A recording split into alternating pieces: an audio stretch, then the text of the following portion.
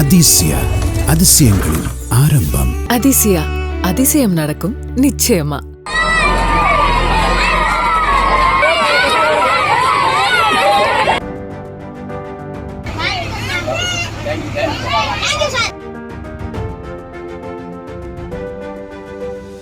வேலூர் மாவட்டம் குடியாத்தம் அருகே 13 ஆண்டுகளுக்கு பிறகு தங்கள் ஊருக்கு மீண்டும் பேருந்து சேவை கிடைத்ததால் மகிழ்ச்சியடைந்த மக்கள் அரசு பேருந்துக்கு வாழைமரம் மாங்கொத்து கட்டி ஆரத்தி எடுத்து வரவேற்றனர். அதேபோல பேருந்தின் முன்பாக நின்று ஆட்டம் போட்ட பள்ளி மாணவர்கள் ஓட்டுநருக்கு கை கொடுத்து நன்றி தெரிவித்தனர்.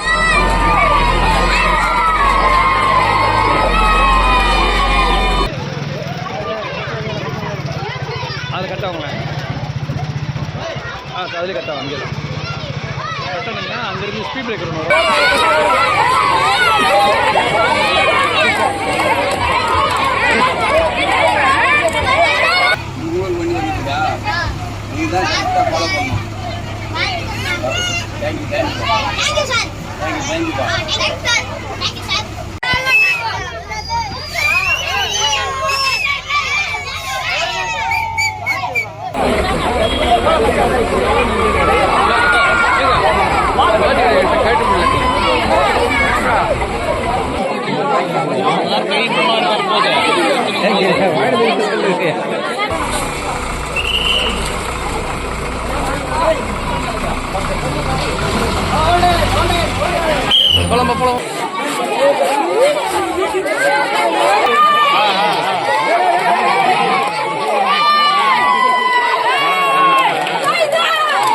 குடியாத்தம்ல இருக்கிற நேஷனல் மேல்நிலைப் பள்ளியில் படித்து வரேன்.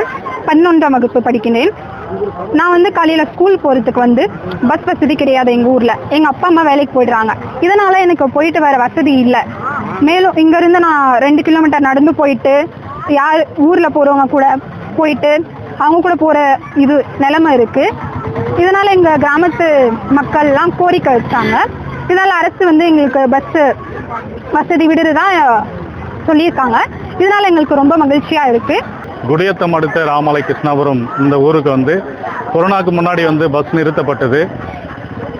பஸ் நிறுத்தப்பட்டதுனால பொதுமக்களும் விவசாய மக்களும் ஏழை எளிய மக்களும் தேங்காய் உரிப்பவங்க மேஸ்திரி வேலை செய்கிறவங்க இவங்களுக்கெல்லாம் இந்த பகுதியில் பஸ் வசதி இல்லாமல் இருந்தது. அதை அறிந்து வேலூர் மாவட்ட ஆட்சியருக்கும் போக்குவரத்து துறை மண்டல அதிகாரிக்கும் நாங்கள் மனு கொடுத்தோம்.